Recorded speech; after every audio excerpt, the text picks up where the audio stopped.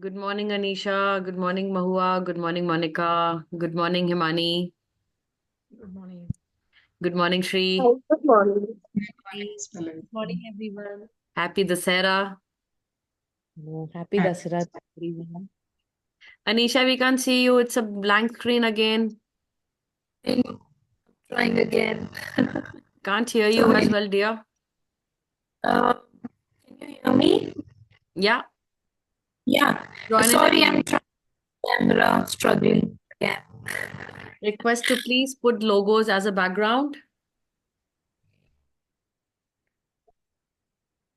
Our community logos, please use it as your background.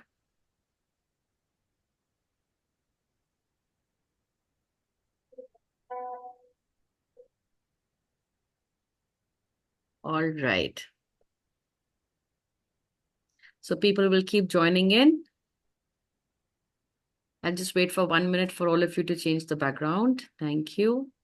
Mahua, I can understand. Himani, do you need the background? Logo? I'll post it in the group. Yes. 13 people have joined. I request everybody to please put on your cameras. We see your face, beautiful faces, handsome looking men. Please come. We are a community where we collaborate by looking at each other. Please join. Switch on your cameras. Videos on. Hi, Lakshmi. Good to see you. Videos on. Yes, good morning, Videos Pallavi. on. Good morning. Happy Dasera. Yes, Yeah, it's same to you. muted, but Happy videos on. Dasara. Great. Hi, Neha. Good to see Hi, you after a Pallavi. long So good time. to see you. I know. Happy Dashera. Happy Dasera. There are plenty more. Please log in, join in, open. Hi, Nadia. Hi, Patricia. Hi, Mina. I want to see you all on the 5 more screen. minutes. Yeah. Just 40-minute session. Let's collaborate. Hi, Asha. Good morning. Happy Dashra to everyone. Happy Dashera to everybody. Yeah, good morning, Pallavi. Good morning. Good morning, Mina. So good to see all of you. Great. Same. Good morning. Happy Dasera. Festivities have begun. Happiness is in the air, and I can see beautiful smiles on the screen. So we welcome you all to yet another PD session where we're going to be looking at inclusivity in classroom with none other than Monica Khanna. Over to you, Monica. Yeah, be the change to bring the change. Thank you for joining. Good morning, everyone. Thank you, Pallavi. Happy Dashera to everyone. I know it's a day of festivities, and you being here this morning means a lot to me.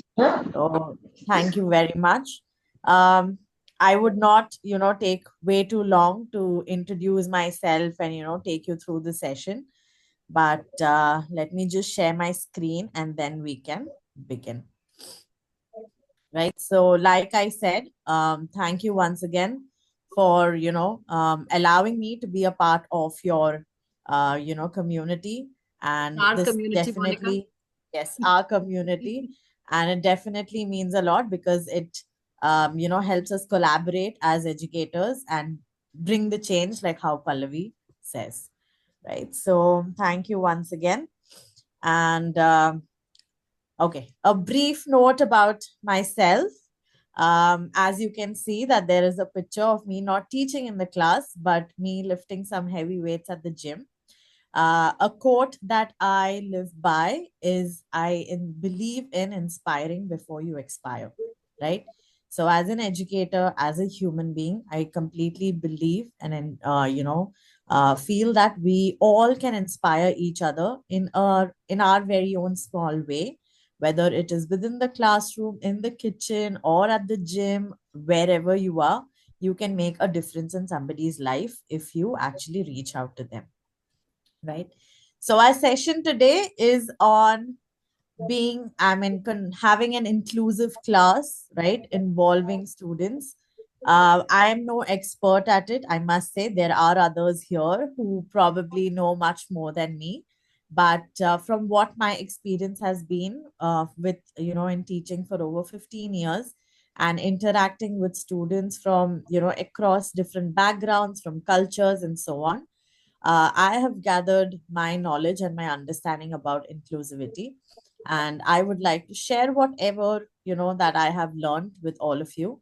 And I hope you could implement this in your classrooms as well, right? So, moving ahead from here, right? So, welcome to our inclusive class. And I believe that we will learn together in today's session. Okay. So, what does the word inclusivity mean to you?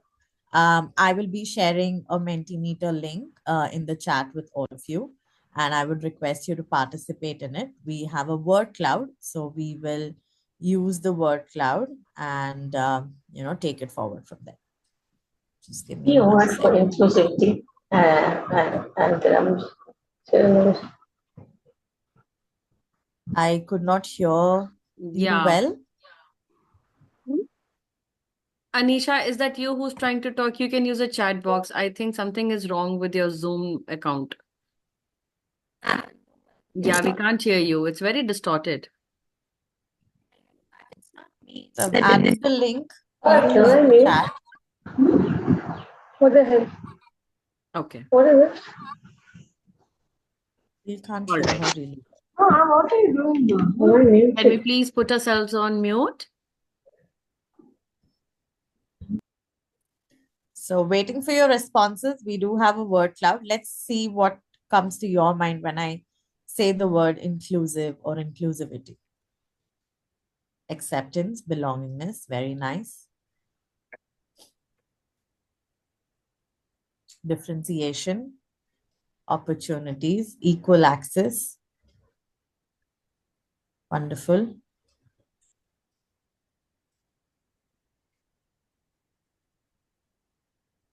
All right. Equality, international mindedness, including everyone. Brilliant. Okay, so we are done with our session today. I guess I don't have much to say about it because all of you are on point with what inclusivity means to you. And I love the fact that you have mentioned acceptance, right? So when we speak of acceptance, we tend to usually think that acceptance only comes in terms of with students with learning needs, or students who need our support in the class and so on. But acceptance goes beyond students who require special support or require learning needs. Acceptance means every single child who walks into your classroom needs to feel accepted by you, irrespective of where they come from, what their levels are, whether they can read, whether they can write, or which cultural background they are from. They need to feel accepted. They need to feel that they belong to the classroom that you are a teacher of, or even if you're not teaching them, they need to feel that this is the place and this is my safe place, right? So thank you so much for sharing your thoughts, and we will move ahead. I shall go back to my PPT, and I have a very short, video to share with you, post which we shall continue our discussion.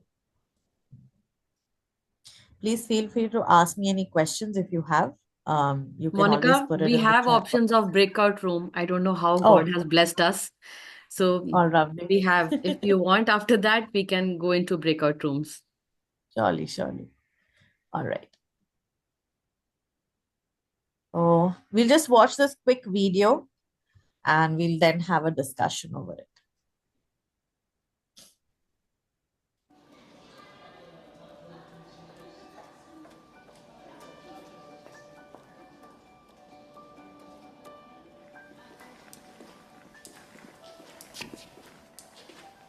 Mom, my shoelaces.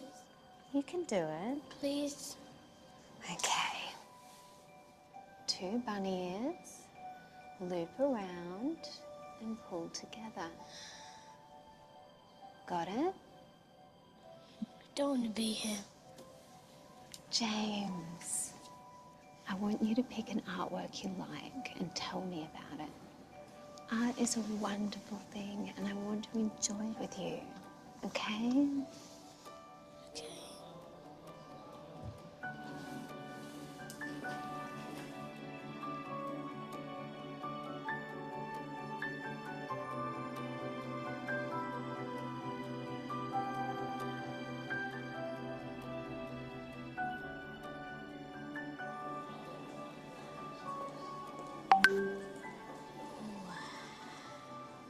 What do you see?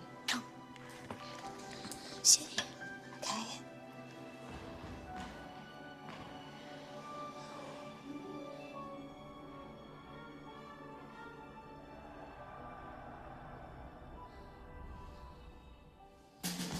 Before you towers a terrifying scene of war. Thousands of forces who break the grassy ground in a cavalry charge.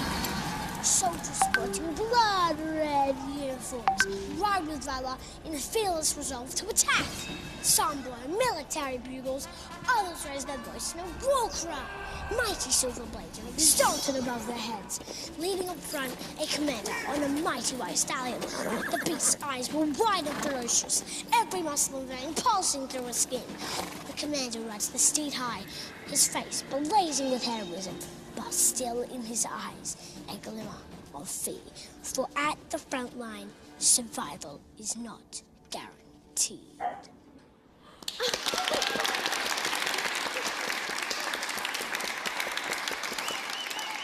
I'm so proud of you.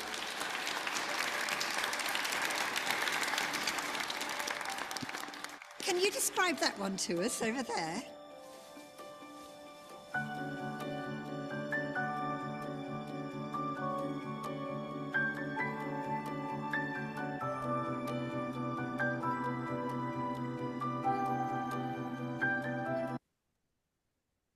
Well, that was a really beautiful video.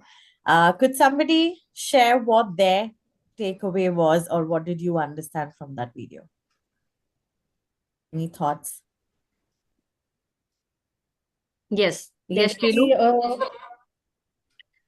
basically, he was trying to create a sense of equity and belonging to the mother, even though the way he was expressing, she felt that sense of belonging that she was actually in that place. He didn't make her feel that, she is not having something. So that acceptance was there from his side.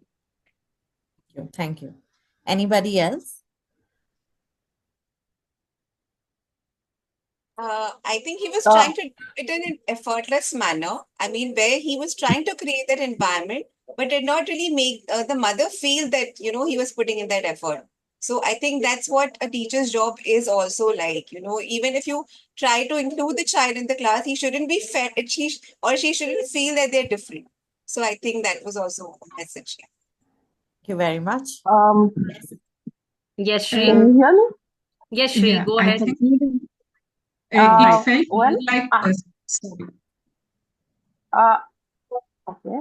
I felt that it's very interesting for me because I'm a visual art teacher.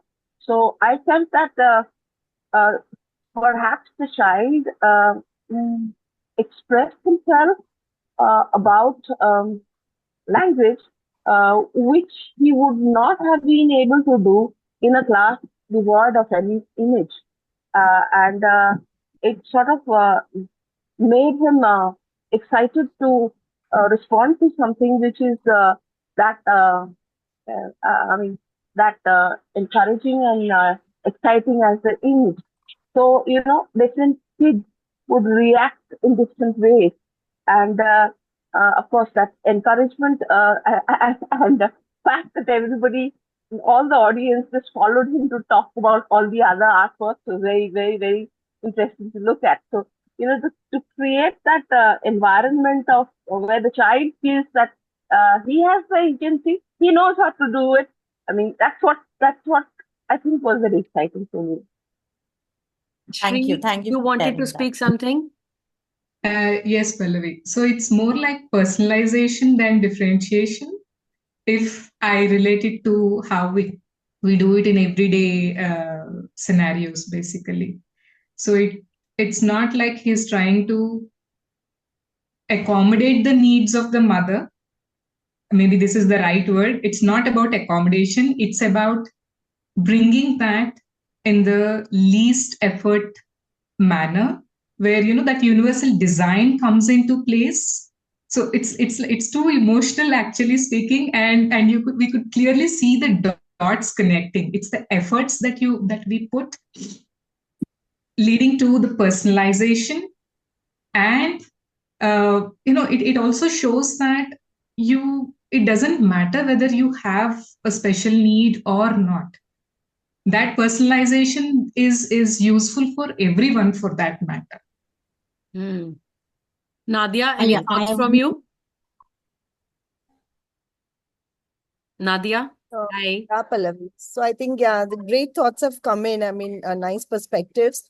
I would also want to draw everybody's attention to the art gallery. The environment that was set in showcased so much of diverse artifact, and there was so much celebration of varied culture, history, identities. A lot of experiences could be seen even in the spaces around. So that itself brings in a lot of inclusivity in our learning studio. So, like people were talking about the environment and personalization. So that's again, the way you create that space for learning also matters a lot. Yes, that's what a safe space, a place where you feel belong to, and where you feel that from here I can start sharing. I can start experiencing, I can start building on my experiences, learning experiences. If I'm very interested in cooking and if I see something over there, so I would feel to start a conversation about it, start to write about it. So I think we are again boiling down to that underlined statement, know your learner. When you know, you start building, and all these things come as a cherry on the cake. Correct me if I'm wrong. Thank you. Indeed. I just want to Yes, add one Asha. more point. Sorry. Maybe Yes. giving Go ahead, Meena. hi, this is Meena. Yeah. So I think we have to give the equal opportunity actually to everybody, as a teacher, as a mother, as a guardian. So we just have to give the equal opportunity to everybody. That's one point. Thank you. Thank you. Asha, yes? One very beautiful thought that came to my mind as I watched it was small acts of kindness make the world a very beautiful place. It just popped into my mind as I watched it, and I just got so emotional watching it. It was really an awesome video. Yeah. Thanks for sharing that. Thank you, Thank Asha. you. So, I mean, all your points are, amazing. Different perspectives coming out from just one video alone. Two things that stood out for me in the video was one, if you noticed at the beginning, the child did not know how to tie his shoelace, right? And the mother, being visually impaired as well, still helped the child tie his shoelace. And second, if you noticed, the lady at the end who told the child, could you describe the other images for us? Right? She could see, right? She had no issue. She could have perceived the images and the paintings as she wanted. But you may never know when you are differentiating in your classroom, or you're personalizing something for a student in the classroom.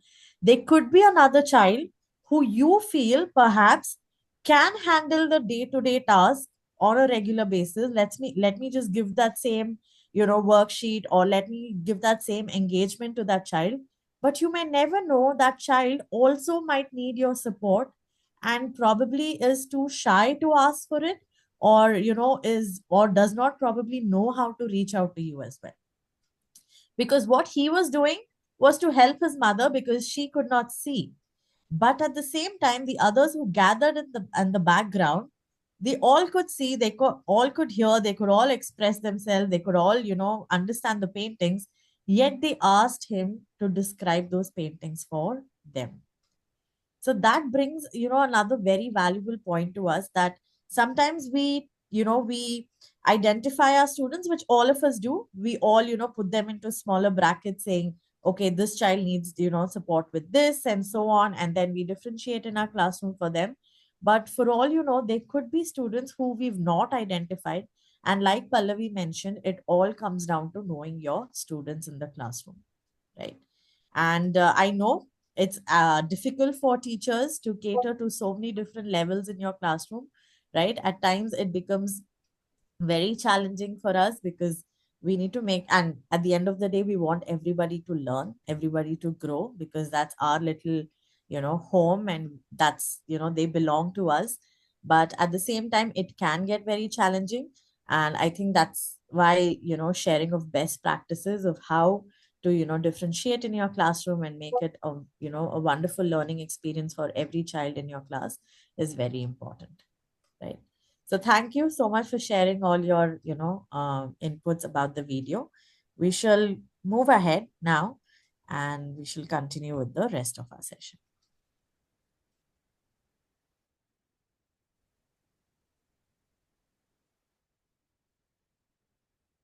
Okay. All right. So we all have different kinds of students, right? We all love them quite a lot. So let's try and identify if we can figure out who this one particular child could be in your classroom, and if you can actually recollect and figure out if you do have this child in your classroom and how we can cater to that particular child's need. All right. Would somebody would like to read it out loud for us, or all of you want to read it at your own pace? That's fine as well.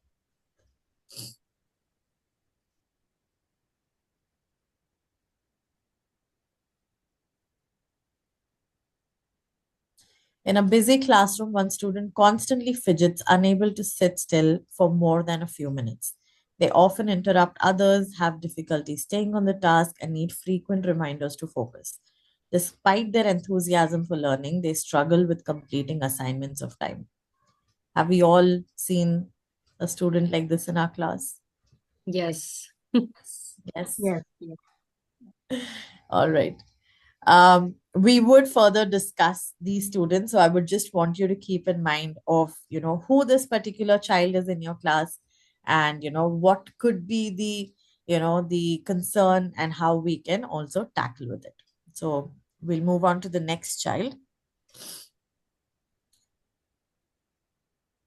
A student in the class shows a deep interest in specific topics, often engaging in repetitive behaviors. They have difficulty with changes in routine and struggles with social interactions, preferring to work alone. The student occasionally exhibits sensory sensitivities, reacting strongly to loud noises and bright lights. Right? Have you noticed a student? Does somebody come to your mind when I am reading out this for you? Yes. All right. All right. We'll move on to the next.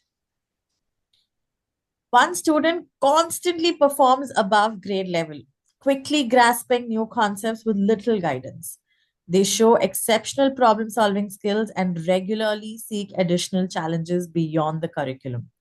However, they sometimes experience frustration when tasks do not meet their high expectations and when they work with peers who progress at a slower level. Have we all had a student like this in our class? Yeah. Yeah, I'm pretty sure we all have seen someone like this, right? Okay, we'll move on to the next student. A student in the class is still developing proficiency in English, often needing extra time to process instructions and respond to questions. While their understanding of the content is strong, they may struggle to express themselves clearly in writing and speaking. Despite these challenges, the student is highly motivated and eager to participate in class activities.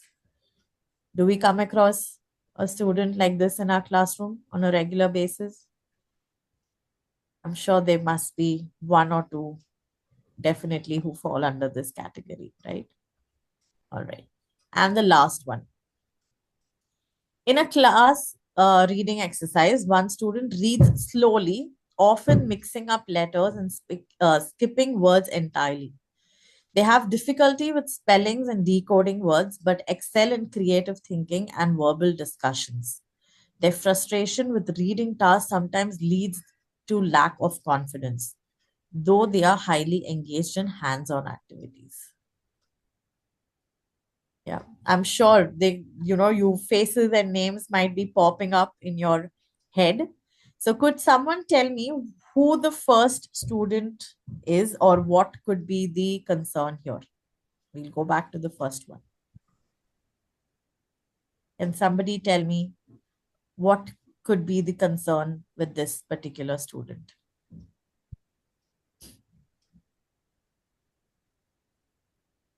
Anyone? Can be a kinesthetic learner. Okay. Attention, they can't uh, sit for some time. They need to keep moving around. Okay. I think it could also be ADHD learners or dyslexic learners with some, physical and mental challenges. You're well on track, Miss Neha. Thank you. Yes, Because I was indeed talking about an ADHD learner, right? Yes, Miss, I think Shrilu, you were saying yes, something. ma'am. So sorry. So this year I have a student like that who is not ADHD, but he needs to keep moving. But last year I had a child who was having a mild ADHD, and she needs to keep moving around the class. That's the way she would learn. She can't just sit, and she needs to be given some responsibility or the other. Because every 10 minutes she would walk to me and said, "Can I do this? Can I go around? Can I help someone?" That's the way she would learn. She was not good at writing, but she would grasp everything, whatever. So verbally she would explain to us everything, whatever is happening, even though she was going around in the class. Miss Mahua Shrilu, says, I would also, yeah, okay. Mahua says autistic in chat box.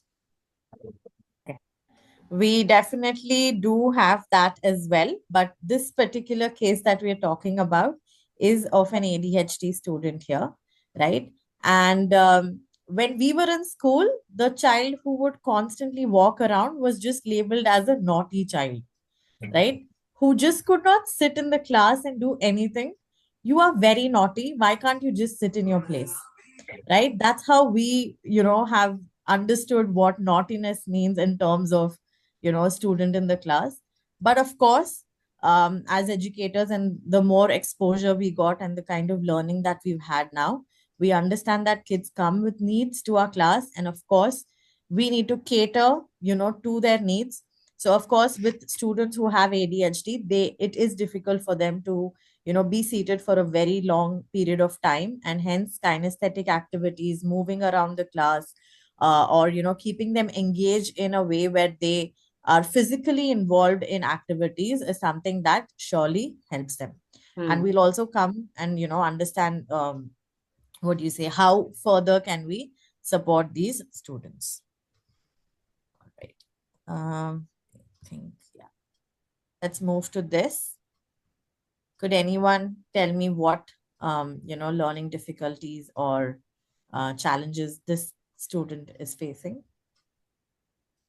The child is on the autism spectrum. Autism. It is indeed. Monica, Yes. I just want to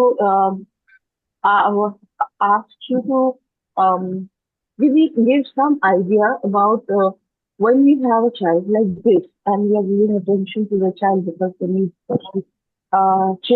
special attention.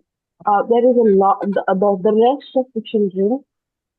It becomes a little difficult to balance out with the rest of the children. Maybe that's one thing that I am feeling because yeah, whatever, for whatever the reason is. So if you could give me some ideas or ways in which to deal with the entire class together when one child needs absolute and a lot of attention, and who has to distract, who gets distracted, who has besides ADHD other emotional issues also. Yeah, and we have the special educators, the counselors supporting the child. Um, Always giving him a alternate thing to work with might not bring him up to the standard of the rest of the class.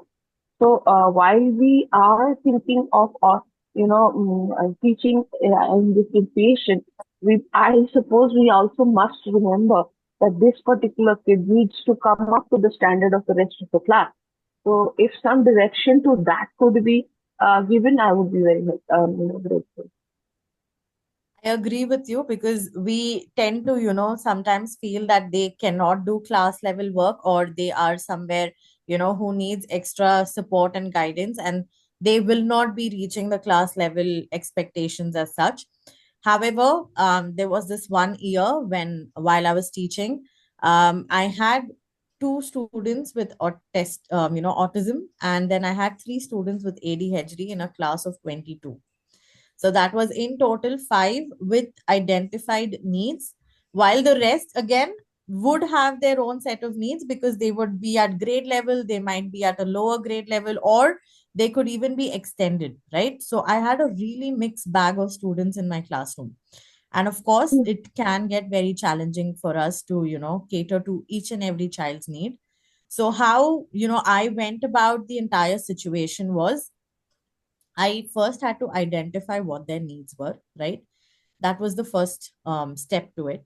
The second was for them to establish a trust with you, thinking that this is the person, this is my go to person, right? And anything and everything that she says is something that I will do, irrespective of how long it takes or how much I have to struggle, right? With when I say with autism, those students would not hold my hand even, until like the third or fourth month of the year, because they did, they do have their own social, needs and so on. So but the day that they did build that trust with me, the first battle was already won, right? Then comes with the academic needs. Of course, you need to differentiate, but at the same time, positive reinforcement does help with these students where scaffold the task in a certain way where the child gains enough confidence at the beginning. Oh, wow, I didn't have to sit for 5 minutes or more than 10 minutes to do this task. Maybe I can sit for another task which is 15 minutes longer. So, if you give a child who has ADHD a really long worksheet to complete, which would take them almost 20 to 25 minutes to do, or like in learning engagement that's taking too long, the child has already given up in his or her mind that I cannot do this because I will not be able to sit here for so long. So how you need to build on further is you give them a 5-minute task, keep a timer. Timers do help. I actually had a stopwatch on that particular child's table saying you've sat for 5 minutes today. Excellent. I think you can go beyond five. Let's try for seven tomorrow. Let's try for 10 tomorrow. And slowly the capability of staying on a task definitely increased for that particular child. And I also had these areas where this child could spend alone time because they do want that space for themselves. So having that in your environment also helps, where there is a corner where any child could go and just be by themselves without any interruptions, or the teachers asking them, have you finished your work, or any other student coming in troubling them as well. So the timer aspect, I think if you can try that, Mawa, it might help. And it also helps the child to see that, wow, it's like, it's something to feel proud about because I know I cannot sit, but today I sat for 5 minutes, and the next day I sat for seven. The next day it was 10, and soon they've built on their capacity to actually be involved in an activity and staying within the classroom. And if others have any, what do you say, ideas as well, please do share.